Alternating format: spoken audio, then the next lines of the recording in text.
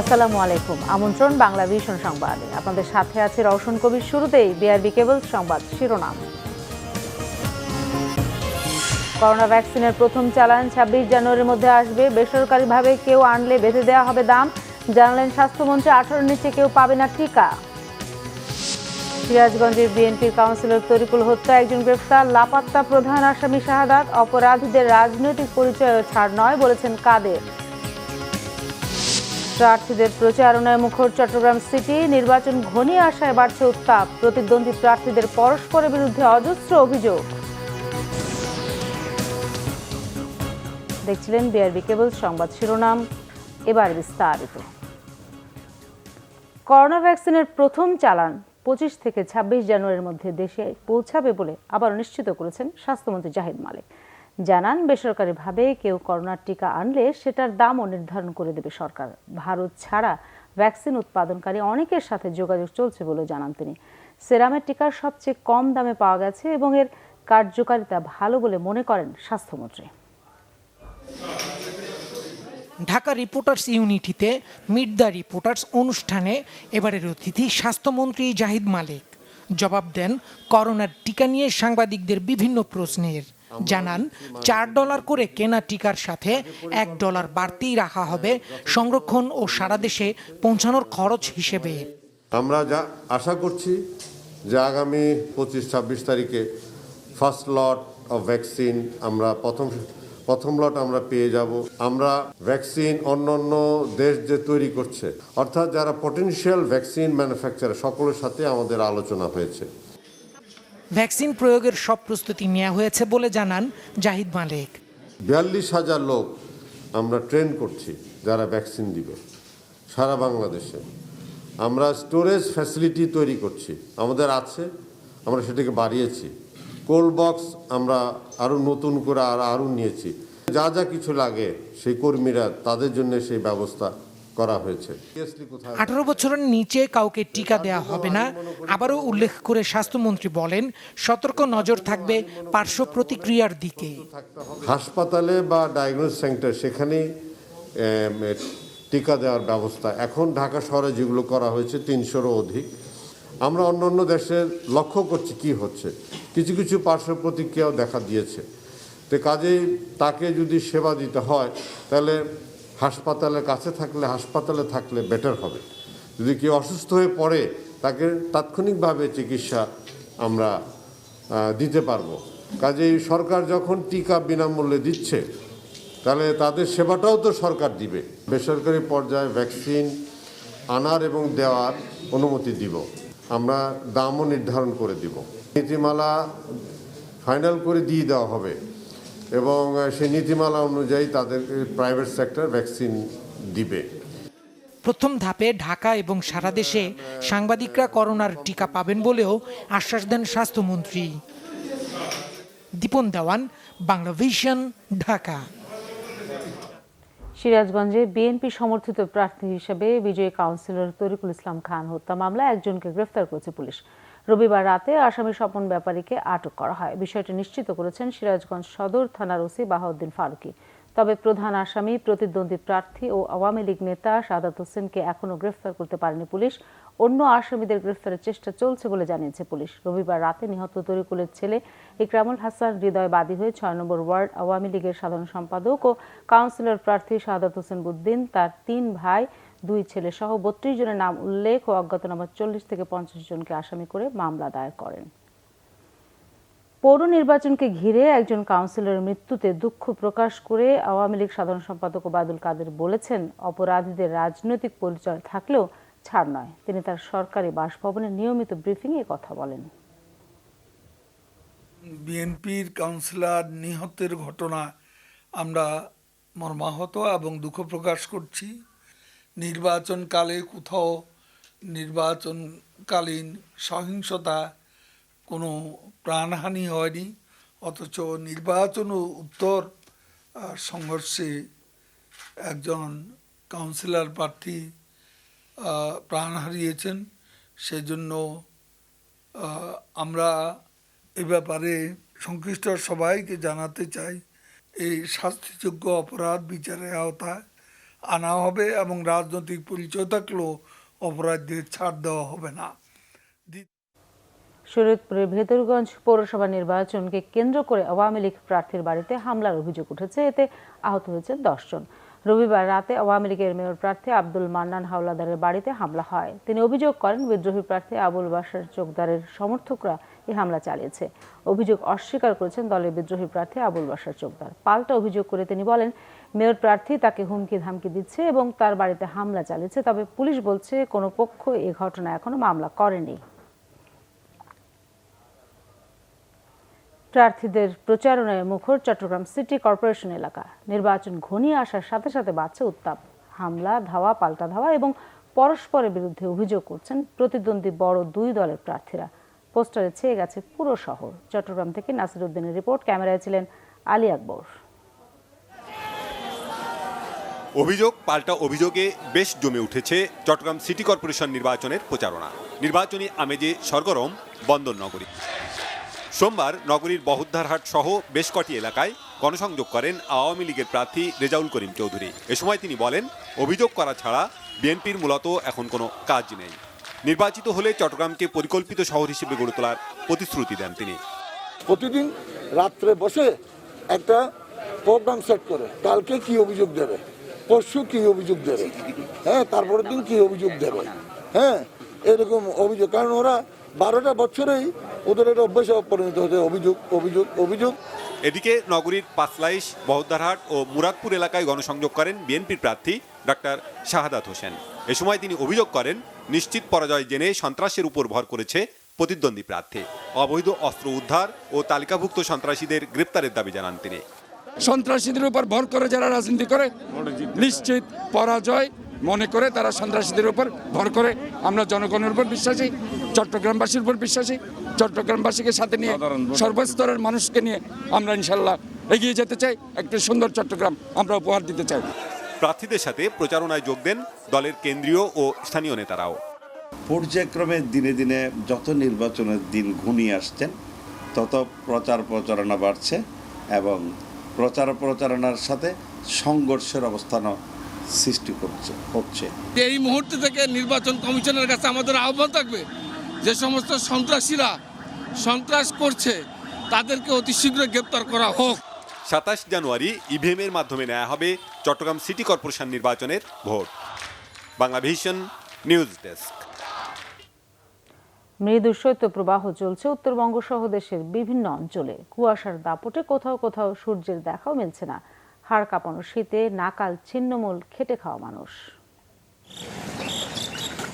মাঘের শীতে কাবু উত্তরের জনপদ। গাইবান্ধায় ঘন কুয়াশা এবং কনকনে ঠান্ডায় কাহিল জনজীবন। শীত বস্ত্রের অভাবে মানবেতর জীবন কাটছে ছিন্নমূলদের।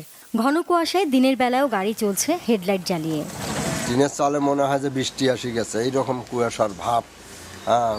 অবস্থা খুবই খারাপ, মানুষ ঠান্ডাতে কোনো কাজকাম করতে পারতেছে না। হাড় কাঁপানো শীত কুড়িগ্রামে, ব্যাহত হচ্ছে স্বাভাবিক জীবনযাত্রা। সূর্যের দেখা না মেলায় দিনে রাতে ঘন কুয়াশায় ঢেকে থাকছে চারদিক। হাসপাতালগুলোতে বাড়ছে শীতজনিত রোগী। সোমবার জেলার সর্বনিম্ন তাপমাত্রা 11.2 ডিগ্রি সেলসিয়াস। শীতে স্থবির সিরাজগঞ্জের জনজীবন। ঘন কুয়াশায় চরম দুর্ভোগে খেটে খাওয়া মানুষ। পেটের দায়ে ঠান্ডা উপেক্ষা করেই কাজে বের হচ্ছেন তারা। মাঘের শীতে কাঁপছে চুয়াডাঙ্গার জনপদ। গেল কয়েকদিন থেকে তাপমাত্রা ওঠানামা করছে 8 থেকে 10 ডিগ্রি সেলসিয়াসে। এতে দুর্ভোগে পড়েছেন খেটে খাওয়া ও ছিন্নমূল মানুষ। কাজ করতে দেখতে পাচ্ছেন, শেষ কম্বল পেলাম না। ঘন কুয়াশা ও মৃদু শৈত্যপ্রবাহ চলছে দক্ষিণের জেলা সাতক্ষীরায়ও। বিপর্যস্ত জনজীবন। শীতজনিত রোগে প্রতিদিনই আক্রান্ত হচ্ছে শিশু ও বয়স্করা। গত কয়েকদিন ধরে মৃদু থেকে মাঝারি শৈত্যপ্রবাহে বিপর্যস্ত মৌলভীবাজারের জনজীবন। কনকনে ঠান্ডা ও ঘন কুয়াশায় ভোগান্তিতে হাওর ও চা বাগান এলাকার শ্রমজীবীরা খড়কুটো জ্বালিয়ে শীত নিবারণের চেষ্টা করছেন অনেকেই। সোমবার জেলায় তাপমাত্রা রেকর্ড করা হয়েছে 8.8 ডিগ্রি সেলসিয়াস। কনকনে ঠান্ডা আর ঘন কুয়াশায় কাহিল গোপালগঞ্জের জনজীবন। রাত থেকে ভোর পর্যন্ত কুয়াশা ঝরে বৃষ্টির মতো। চরম দুর্ভোগে দিনমজুর ও ছিন্নমূল মানুষ। সোমবার জেলায় সর্বনিম্ন তাপমাত্রা রেকর্ড করা হয়েছে 11.4 degree Celsius. Nazneen Akhtar, Bangla vision news desk. নোয়াখালীর হাতিয়ায় পল্লী চিকিৎসককে বিবস্ত্র করে নির্যাতন ও ভিডিও ছড়ানোর অপরাধে 11 জনের বিরুদ্ধে মামলা হয়েছে। এ ঘটনায় এজাহারভুক্ত 5 আসামিকে গ্রেফতার করেছে পুলিশ।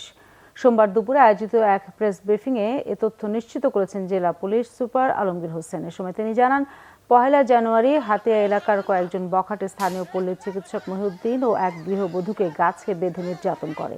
পরে এই নির্যাতনের ঘটনাটি তারা মোবাইলে ধারণ করে এবং তা সামাজিক যোগাযোগ মাধ্যমে ছড়িয়ে দেয়। এ বিষয়টি জানাজানির পর রবিবার ঘটনাস্থল পরিদর্শন করেন জেলা পুলিশ সুপার। নির্যাতনের শিকার পল্লী চিকিৎসক বাদী হয়ে রবিবার হাতিয়া থানায় 11 জনকে আসামি করে মামলা করেন। রাতেই বিভিন্ন জায়গায় অভিযান চালিয়ে এজাহারভুক্ত 5 আসামিকে গ্রেফতার করা হয়। কিছু যুবক, উচ্ছৃঙ্খল যুবক, তারা এই একটি পুরুষকে যে টেনে হেঁচড়ে নিয়ে তার একটা শারীরিকভাবে নির্যাতন করেছে, লাঞ্ছিত করা এবং তাকে গাছের সাথে বেঁধে রাখা, ছেলে এবং মেয়ে উভয়কেই। তো এটি একটা অপরাধ এবং এই কারণে তাকে তিনি বাদী হয়েছেন, যাকে এই নির্যাতন করা হয়েছে। এটা পৃথক একটি মামলা হয়েছে এবং এই কানেকশনে আমরা ইতিমধ্যেই 5 জনকে অ্যারেস্ট করেছি।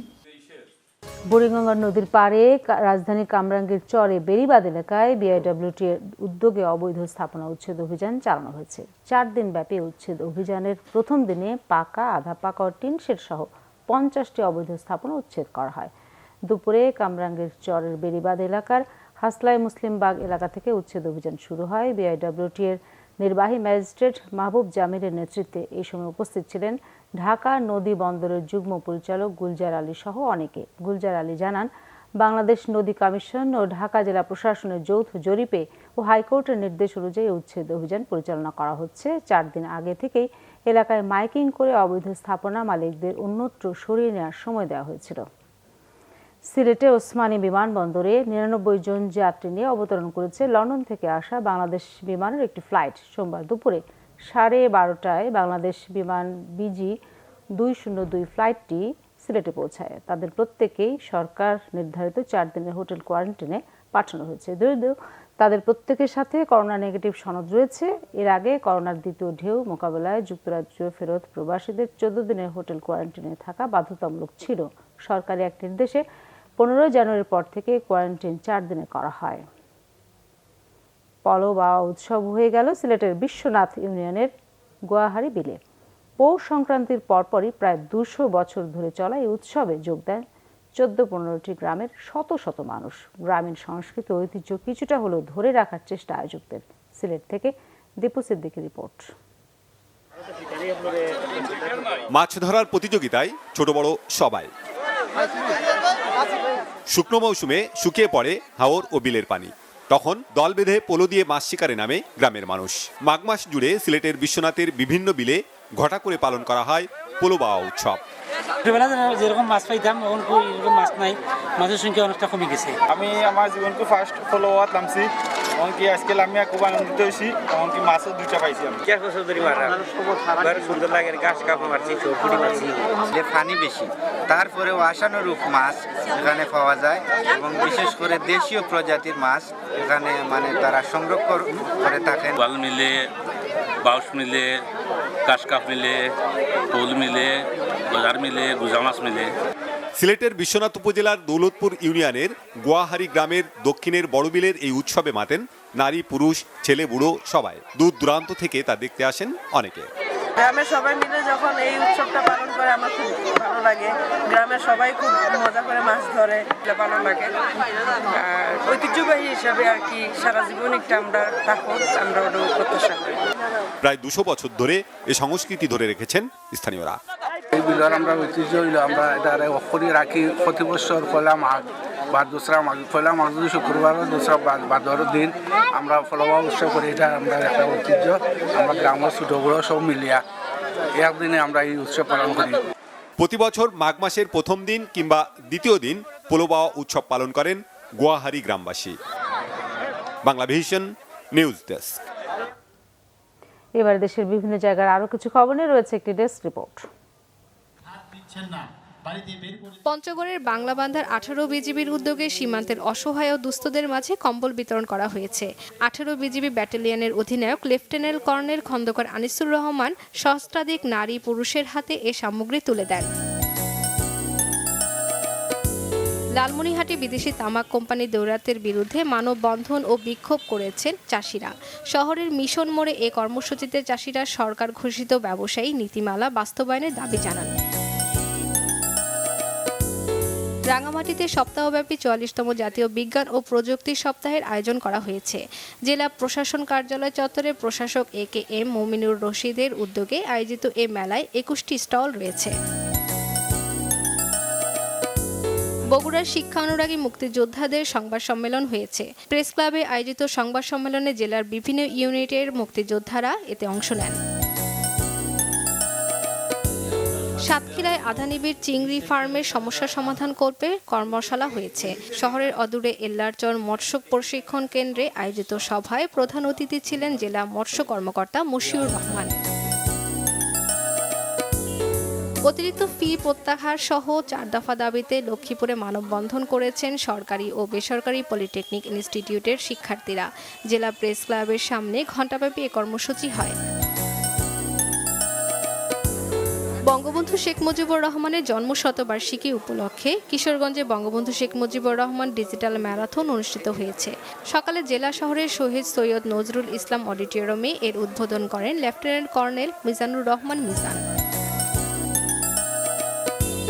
এদিকে বঙ্গবন্ধু শেখ মুজিবুর রহমান ম্যারাথন অনুষ্ঠিত হয়েছে কিশোরগঞ্জের ভৈরবেও। সকালে ভৈরব আইবি রহমানের পৌর স্টেডিয়াম থেকে শুরু হয়ে কুলিয়ারচর থেকে আবার পৌর স্টেডিয়ামে গিয়ে শেষ হয়।